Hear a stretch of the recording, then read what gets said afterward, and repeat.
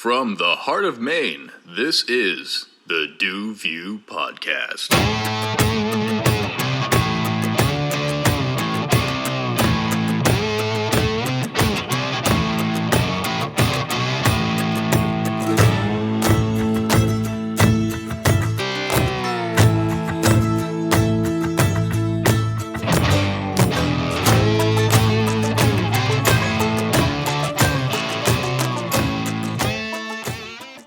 Right, and welcome to this week's episode of the DuView Podcast. I am your host, Du, a.k.a. Ryan Dumont, and this week I got to break the habit of saying that, folks. This month, on this month's episode of the DuView Podcast, I know I slipped up with that last time too. Like I said, it's been a change for us. But on this month's episode, we are going to be having another solo episode, as you could probably tell here, seeing that I am alone again in the studio. Again, this is by design. I just enjoy coming on and being able to just share things with you guys and just kind of be able to riff and everything like that. And it's just really fun and really relaxing in a lot of ways, and just kind of allows me to reset, but also give you guys some interesting stuff to listen to here. And that's really kind of like the goal with that at the end of the day. But this week's episode, months rather, God, we'll never break that habit. But this month's episode is really, as you've probably seen in the title, it's a chat with Du. As I just said, I'm really just kind of getting on here and really just kind of free riffing, talking about everything that's kind of been going on. This summer has been busy, and busy in a good way, not a bad way, not like I haven't had any free time to myself, but this summer's changed in the way that I have facilitated events and chose what I've gone to, and things have changed at this point in my life. And it's just again, I know I'm young and still have plenty of my life ahead of me. I'm not trying to get overblown on anything in that regard, but I guess what I'm really trying to get at is just I've made more time for myself in a different way, working a different type of job where you actually have like free times in the evening, after work in the summer has been different. It's allowed me to do more volunteering up at like the Cara Complex and doing some of the things I really enjoy doing in that regard. But at the same time, I just kind of feel like in the summertime, people have so much going on in their own lives that they have really kind of a tough time trying to give any other attention to really anything else in some regards. And so that said, I just wanted to kind of give a more relaxed style to an episode. So I guess it really just kind of explains, why I am doing what I'm doing with this episode and doing a couple solo episodes in the summer instead of having a guest on. But guests will be back in September, lining up a good slew of guests for the fall and the winter. We're going to be having many more guests on as the months turn colder and as we get into fall into winter, as I said. So kind of give you guys an idea of what's coming in the future. Don't get me wrong, we're not going to be going back to a full like solo episode style. That's not happening. Don't worry about that. We will have guests returning here very soon, and it will be a good slate of guests, that said. So I guess you say, Du, you've been busy and you've been doing all these things. How about you actually tell us what you've been up to? And, of course, I can start with that. And so this summer, I really kind of kicked things off in really, I guess you could say in June or the end of May, really. The official start of summer is blah, blah, blah. But, it's like the June 20th, the summer solstice, 22nd, whatever it is. But, like, up here in New England, you only have so much good weather. So the warm weather starts when the warm weather chooses to start. And, that's kind of when we pick up and start our summer, basically when you can get outside and not be cold. That is fitting to each person. So what has come about this summer? Well, first and foremost, really the first big event. I went to my first, I call it a buck and dough party. Some people call it a all-encompassing bachelorette party, but my good friends Millie Batch and Andrew Lechner, also known as Lecky, they are getting married this December, and so they're one of these couples. They're Bonnie and Clyde in the most fun and energetic and entertaining and also friend way. They're excellent. They come as they're two peas in a pod. They come together. And that said, they also did their bachelorette party together. And so, not being specifically in the wedding party, but I am going to be DJing their wedding. And so I got an invite, got to catch up with a bunch of friends from St. A's who were all older than me, but still, case in point, it was great to see everybody, especially, obviously, Millie and Lecky. Great friends, great people, and really looking forward to being a part of their big day. That's one of the cool things about getting to wedding DJ, folks, is that you get to be, a member or a fixture piece of some really important days for a lot of people. And I mean, I think back very fondly. I was actually just down in New Hampshire visiting with my friend James Talalis, who has been on the podcast many a time. And I was talking with him and his wife, Christina, who I DJ'd their wedding last fall. And I said, guys, do you realize you've almost been married for a year? And they're like, I know, it's crazy. But hey, time flies when you're having fun and when you're not having fun. But that said, there's been a lot of fun this summer, and that did start off with the bachelor party or bachelorette, buck and doe, whatever you want to call it, courtesy of Millie and Lecky. So thank you guys. Shout out to everyone who was there. We had a great time. That said, though, moving on to other events here and such. Also, another big part of summer in Maine for me, or my summer this year and in the years past, has always been going to a fair amount of Portland Sea Dogs games. Now, my dad and some of his friends and counterparts, one who's actually been on the podcast, Mr. Dave Hastings, they have season tickets that they all go and they have a great time. Him and Bob Moore, who runs the food bank there, they have a great time. They go out and they go down to the Sea Dogs. They all love the game of baseball. And, that said, they just, and when they're not all going, I get occasionally an opportunity to go down with my dad. It's 2 seats, but they, trying to trade off type of deal. But that said, though, that is a very important and vital part of my summer, and something I really look forward to doing with my dad. I mean, if you know anything about myself, that you know that he and I have a very very close relationship. I have a good relationship with both of my parents, to be completely honest with you.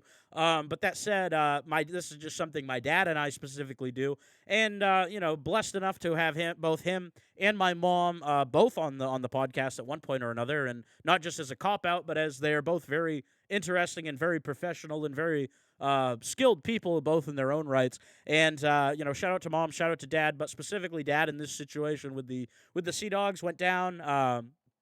Slugger the Sea Dog, I have to talk about for a minute, because again, unique to Maine. This is what makes Maine cool. It's little things like this. Slugger the Sea Dog is the mascot of the Portland Sea Dogs. They play down at Hadlock Field in Portland, Maine, for those of you who are not familiar. And they are the Red Sox AA team. They are part of the Red Sox Farm League system. Now, the Sea Dogs did start as part of, I believe, the Marlins farm system when the team first came up in the 90s, which featured more of the bluish robin's egg teal colors with the black. Now they are full white and red like the Red Sox are, but so the team's been around for a little while, and it's really been a very loved staple. But specifically the mascot that they've had throughout, Slugger the Sea Dog, I have Sea Dog's kind of like a seal, or like an ocean puppy, like those, it's like a seal, or like something like cylindrical and seal-like. Again, I'm not a marine biologist here, guys. I'm a little out of my depth. So that said, Slugger the Sea Dog, whoever, not to have a spoiler, but mascots are, folks in costume, unfortunately, if nobody knew that. But that said, whoever has played Slugger throughout the years has done an absolutely fantastic job, and whatever group they have for entertaining and events at the ballpark, they're lights out. I mean, Slugger has been nominated and is going to be inducted into the Mascot Hall of Fame for not for minor league, but for Major League MLB, for all of the mascots. So he's going to be the first minor league farm system mascot to be inducted into this the Hall of Fame, which is fascinating, really. At a small ballpark in Portland, Maine, and actually a good-sized ballpark, but, a lot smaller than Fenway Park, that's for sure, if you even doing any comparison at all. But like I said, it's a great ball field. I can even think back to when I was in Boy Scouts. They let us stay on the field. You'd go to a game with all the other Boy Scouts in the state, and then you'd go and watch the Sandlot and camp right on the field. It was a really cool experience as a, 7 or 8 year old kid, or however old you are when you're in Cub Scouts. So actually, not Boy Scouts, Cub Scouts. So that said, like I said, it's an all-encompassing venue, which I've been at other various points in my life, from, like I said, going with my dad or going with scouts. Been with friends a majority of times too. Like I said, we had a great time going. Actually, a friend of mine, her dad, the job that she worked at, that he worked at the time, allowed him to have like a suite. So we were able to go and enjoy the suite up at the Sea Dogs, and it was incredible. Like I said, you feel like you've made it, like your elite type of lifestyle. Even in, like I said, even at a small ballpark in Portland, Maine. So it's, like I said, it's a really entertaining place. And Slugger, even I didn't even really think about this when I put this shirt on, but Slugger dresses up in many different costumes, and one of the ones he does is Johnny Cash, and they have a little skit that they do with that, but I won't ruin that. I recommend everybody go to the ballpark and catch the Sea Dogs play, but also check out Slugger the Sea Dog. And like I said, I believe he's getting inducted this fall to the baseball mascot Hall of Fame. And like I said, just really incredible that this mascot from this small ballpark, and like I said, Portland, Maine is making such big waves. Aside from baseball, though, I've been doing many another thing, and really just kind of consolidating things and getting ready for what is to come in the fall. Being two major things for me, being school and also being the what's the word I'm looking for here? I'm going to be starting my electrical schooling, but it's not the word I was looking for. But really just kind of coming to terms with being limited in certain aspects, whether it be the cost of living, financially, and things. So it's just a interesting culmination of things coming up in the fall, and I'll get into that a little bit more in just a second. I kind of got ahead of myself here. I apologize. I can't believe I was gonna skip around this. My bad, guys. Like I said, I get a little rusty when we're not putting out episodes every other or every 2 weeks. But I also, after the speaking musically here for a minute, that's what I was looking to do. I had a brain fart. That's what happens when you try to record an episode after working all day. But I went down to Boston back on July 21st, and I saw Phil Lesh and Friends for the second time. I saw Phil Lesh for the first time just by himself last summer at Thompson's Point with guests of the podcast, Miss Hannah Robillard and Mr. Lucas Rushton. Had a fantastic time. It was a really tremendous show. And this year with Dead & Company's final tour, and I've talked about the ridiculously priced tickets and everything like that. And just, again, it was an incredible tour. I'm sure people had a great time, but like I said, it kind of gets into what I'm talking about. With the price of everything going up, there's only certain things you can do in a year and still be financially sound. But we'll get into that in just a second. That said, though, Phil Lesh and Friends, incredible concert down at the Leader Bank Pavilion down in Boston on the Seaport. I've never been to a concert venue like that before. It's right on the water, but it's very, very, very cool into the sense that, you have your big covered by a tent. It did thunder, which did end the show a few songs early. You could tell that Phil really wanted to keep playing, but the venue folks shut him down, which was kind of unfortunate in that regard. But like I said, they played some really incredible music. They played Brown-Eyed Women, or Woman, excuse me. They played The Golden Road. They played Candyman, which was incredible.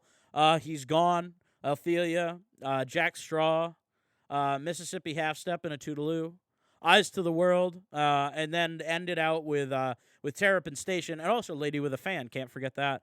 But it was really cool to hear Candyman played. Because that's a song that Dead & Company hasn't even touched in a really long time. And they also, shout out to Phil Lesh for bringing on, I'd have to look up her name. I don't have it in front of me, unfortunately. But he has this female vocalist, multi-instrumental individual that comes on and plays with him. And God, she's incredible. She broke out the trumpet for Brown-Eyed Woman, which doesn't traditionally have brass, but that song should definitely have brass. I'm going to try and play a little clip for you guys over my phone if I can, and see how well it comes up here.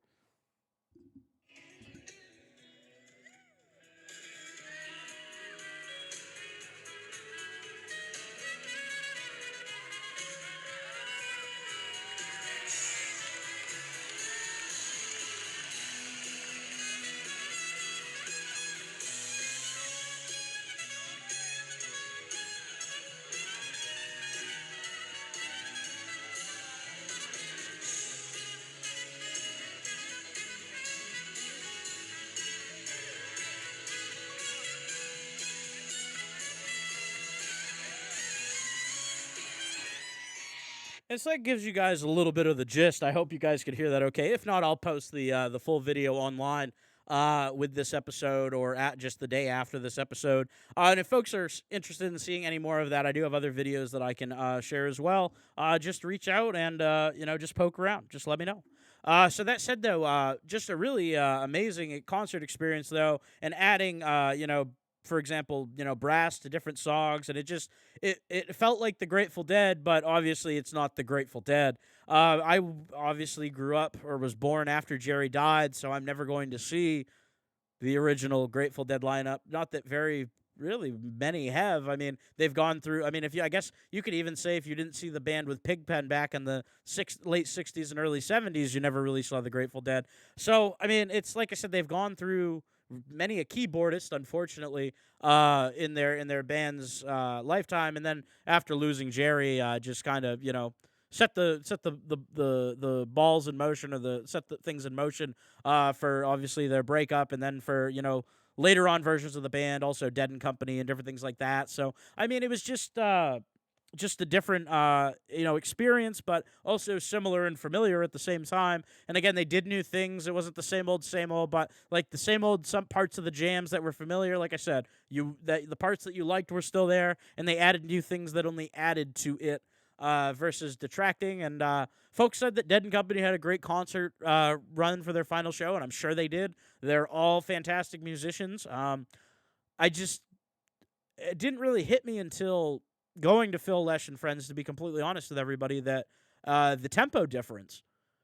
Bob Weir and them play that shit slow. Like, no disrespect. It's like I said, Dead and Company, love it. But they record the full albums of the show and put them online on Spotify and such. And I've gone back and listened to like Dire Wolf and some of my really highly listened to Grateful Dead songs, and it's just slow. Like, even compared to other live versions, it's just the tempo's not there. And maybe it was in the this last set of shows, because it was the last set of shows. Maybe they sped things up a little bit. But, I don't know. I felt like some real dragging. And, I mean, I'm not saying that Bob Weir can't play at tempo anymore. I'm sure he can. I mean, the guy's in great shape considering, the life all those guys lived going through the psychedelic, rock experience and living with Jerry Garcia, a.k.a. Captain Trips.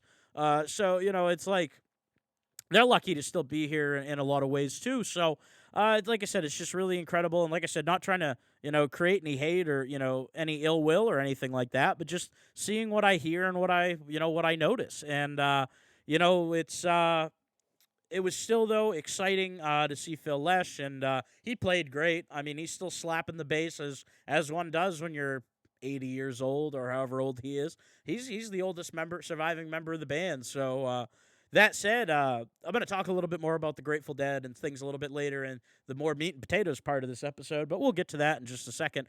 Continuing on with the stuff for the summer, kind of getting at what I was hinting to before is looking towards the fall into the sense of I'm going to school. I'm going to be working 2 days a week. It's another big change for me. And that I'm not saying that in a nagging way or trying to bitch by any means, but just trying to kind of let you guys know where I'm at, I guess, in a certain sense. So it's going to be interesting because, going to be learning a lot, but not making a lot of money. And unfortunately, you need to make money to survive. And there are bills and things, so it's going to be an interesting experience, that is for sure, but I'm going to get through it, and I have the next 2 years of this before I graduate and able to sit for the test for my license, for my electrical license, so it'll be an experience nonetheless, and, that's part of the reason I DJ. I'm not going to lie to you guys, that's a side hustle, and this is a good segue into this, actually, too. That's part of the reason I DJ weddings and stuff. It doesn't feel like work to me, and also I make a little bit of extra money on the side, which isn't a bad thing. That said, if you do need any DJing services, I am booking through into the fall now. Summer's pretty much over. That said, but if you have a last-minute summer party, Labor Day weekend party, hit me up. I got you. That said, though, getting ready for a good set of 3 or 4 weddings in the next few months. And then I have another 3 already scheduled in 2024. So, like I said, guys, I'm not joking when I say dates are going to go quick. Book those up if you're interested. That said, though, it's important that people have a side hustle or a hobby or whatever makes them happy. I mean, I have the DJing and the podcast and everything like that. And it's good that everybody has an outlet in that regard too, just as a general rule of thumb and, for a healthy lifestyle and all that. But that being said, in terms of time not being limited, I do have two more fun events to talk about. Jumping around here a little bit. In the this past weekend or this weekend past, when the episode releases, I'm going to be going to Syracuse, New York, to see Motley Crue, Def Leppard, just announced last night with special guest Alice Cooper. I'm going to be going with my good buddies Jake and Josh Antworth from home, and we're going to be road tripping up to Syracuse, New York. On a Saturday morning, and we're going to be boogieing over there. Never been to Syracuse before, so it'll be an experience. And I'm sure I'll bring back some interesting stories from there. And also, my good buddy Jeff Jackson, also guest of the podcast, Bachelor Party. We're going to be going down to Kentucky, the good old state of Kentucky, specifically Louisville, for his Bachelor Party weekend. The weekend actually after this episode drops, so be sure to check out stories from that upon my return. There will be stories. Gotta find some way to keep you guys strung along here. So that said, that kind of, that's kind of the, I guess, the loosey-goosey part of the episode, really, the more of the winging, not winging it, but the just coming on here and riffing, really just talking to you guys and really just kind of letting you know where I'm at. We're, like I said, we're kind of all over the place, not gonna lie, but it's a good type of all over the place, a good type of busy. That said, I just wish I had a little bit more time to see my friends and do a little bit more, but like I said, that'll come with time. And, not trying to rush things by any means, but also trying to start my life at the same time. So it's an interesting paradigm, guys, but at the same time, we're still trying to have some fun and not take ourselves too seriously, because I feel like that's one of my biggest problems at the end of the day. I do take myself a little too seriously. I mean, but given the stuff I've done in my life, I also don't blame myself at the same time. I'm my own worst critic. And I think that's how we keep ourselves honest, though, at the same time, guys. I mean, that's just for me on that. But that said, though, going to get into, I guess you could call it the meat and potatoes part of this episode right now. And before I do that, I will take a quick drink of water here. But that said, before, just to kind of give you guys a quick preview, in the world of music, we've come to what I call a very important musical anniversary.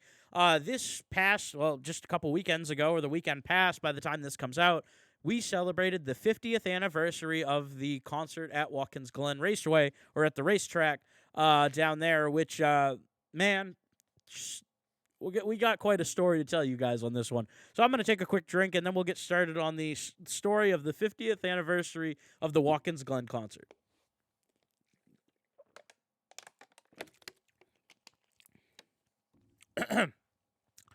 So, July 28th, 1973. This event long held the Book of World Records entry for largest attendance at a pop festival, with an estimated 600,000 fans in attendance at the Watkins Glen Grand Prix Raceway.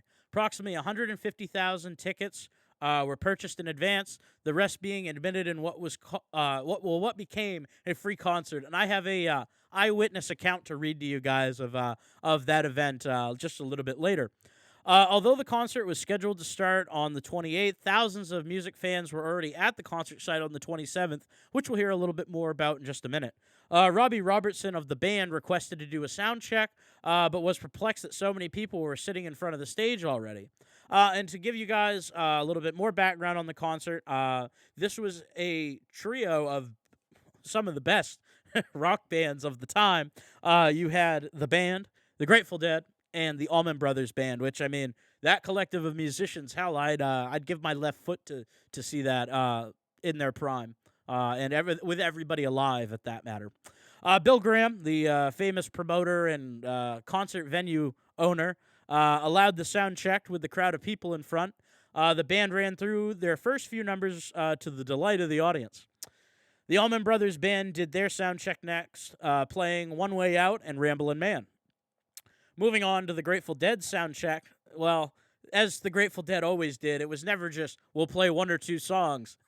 The Grateful Dead sound check turned into a legendary two-set marathon featuring familiar tunes such as Sugaree off Jerry Garcia's solo album, Garcia, Tennessee Jed from Europe 72, Wharf Rat from Skull and Roses, and they also performed a unique jam that was eventually included on their retrospective So Many Roads CD box, which is accessible for people if they want to hear that. So, on July 28th, the day of the concert, 600,000 music fans arrived in Watkins Glen. The Dead performed first, playing 2 very long sets as they did. They opened with Bertha and played such hits as Box of Rain, Jack Straw, Playing in the Band, and China Cat Sunflower, and Eyes of the World. The band followed the Dead with one 2-hour set. However, their set was cut in half by the drenching thunderstorm, a scene again reminiscent of Woodstock. People were covered in mud, and during the storm, keyboardist Garth Hudson performed his signature organ improvisation of the Gentic Method. When the rain finally let up, the full band joined Hudson on stage and segued into the signature song, Chest Fever.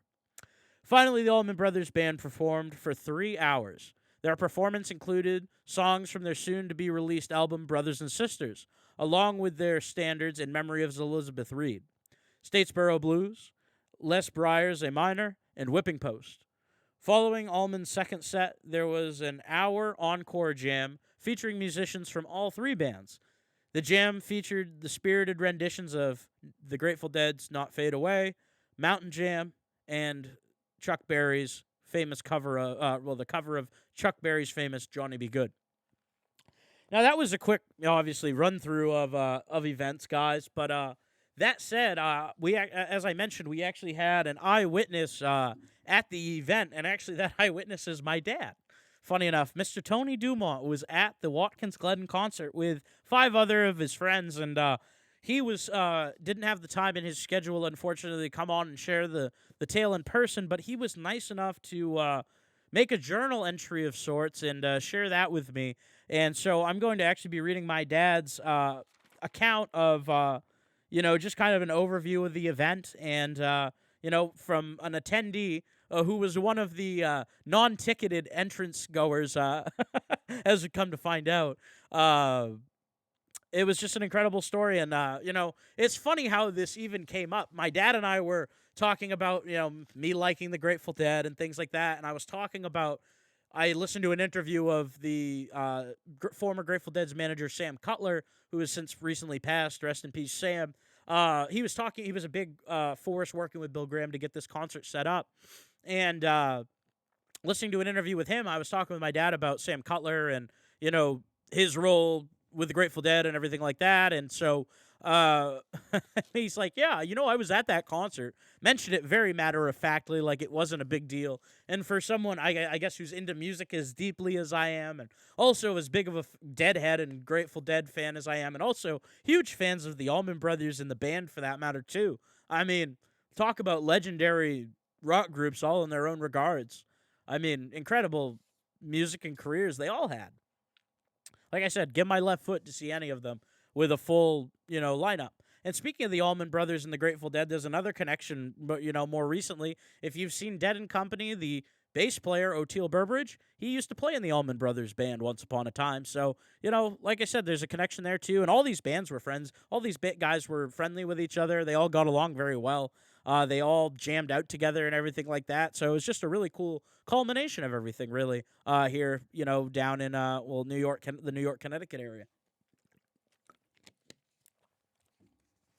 So, as my dad writes, to open in his words, quote, 6 of us left Augusta to go to New York for a concert, which was not a big deal. When we got off the highway around 10:11 p.m., the cars were lined up everywhere. When we got to the gate, we didn't have tickets. The lady in the booth told us to go in and turn around.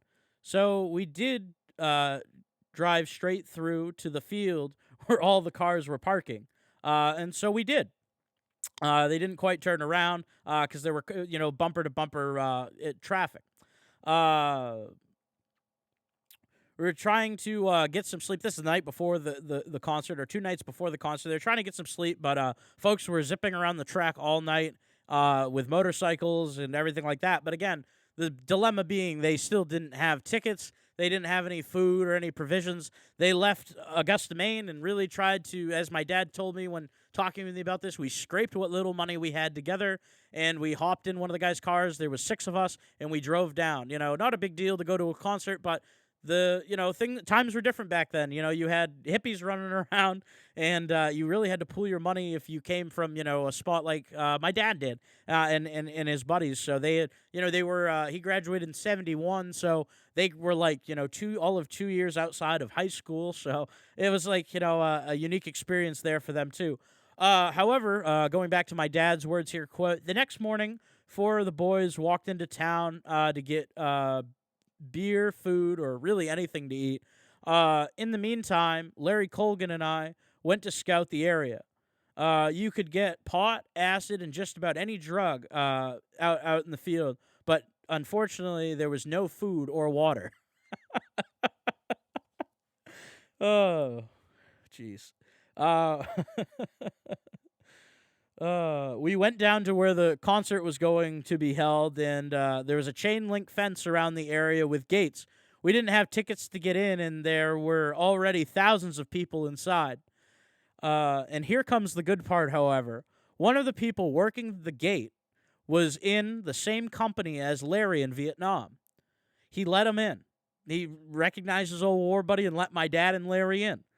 To go back to my dad's words, we stayed for a few hours and then decided to go back to the car to see if we could get the rest of the guys and come back. We waited around the car, and we waited for a couple of them. They had gone out for beer and other supplies. They told us everything in town was sold out when we met back up with them. When they were walking back, they started with 2 cases of beer and only returned back to the car with 2 6-packs. So as my dad said, they were stopping having beers with people, having a good old time, being, very sociable and very neighborly. As I said, they were stopping and having beers with people on the way back to the car. So we finished the beer and waited. The concert was a day away. We had never seen so many people together in one place. Everyone along that we saw, there was just so many people in masses. When it was time to leave, the concert was great. When it was time to leave, cars were everywhere. We had to go 23 miles to get out of the traffic. Cars were already abandoned everywhere. Trying to get to the freeway was not easy. You had to go all the way south 23 miles, as I said, to the Finger Lakes region of New York to get back on the freeway to head back north again. I've never seen so many people in one spot. When I saw the news footage, it was even more impressive, and it's a moment I'll never forget. Well, thank you. Like I said, thank you to my dad for, again, putting that together and piecing back, going down memory lane for that. I greatly appreciate that. And like I said, the Watkins Glen concert was just incredible. Like I said, you had stories like that everywhere. Like I said, as I said, it became a free event. There were so many people, bigger than Woodstock, way bigger than Woodstock, twice the size of Woodstock. That's impressive. That's impressive. But that said, though, very important date, important to not forget it. I feel like a lot of these, I guess you could call them moments in classic rock history or moments in rock history now, need to be remembered because we're approaching like the 50th and 60th anniversaries of those types of things now, which is crazy.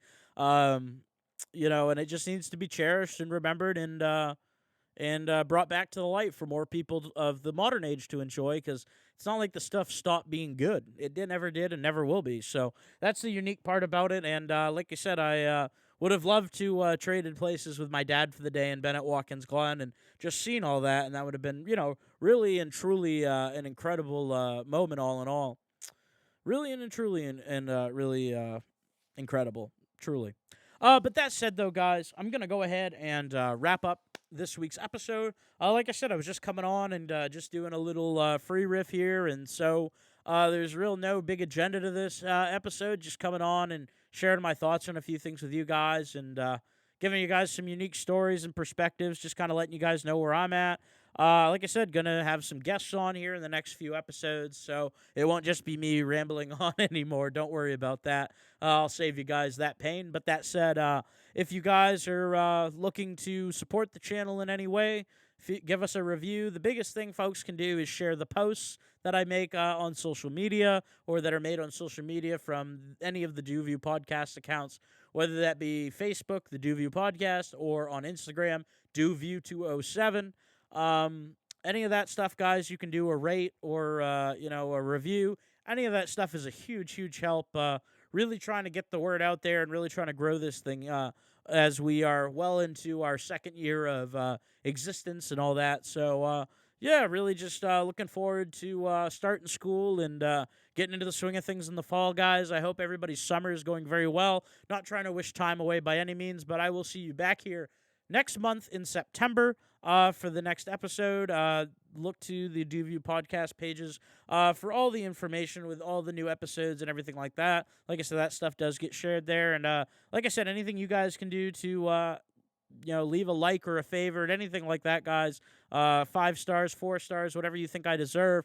It's a big help. So that said, guys, thank you for tuning into this month's episode of the DuView podcast, and appreciate everybody who tunes in religiously and consistently. And thank you to those who do share my content consistently as well. You guys are the best.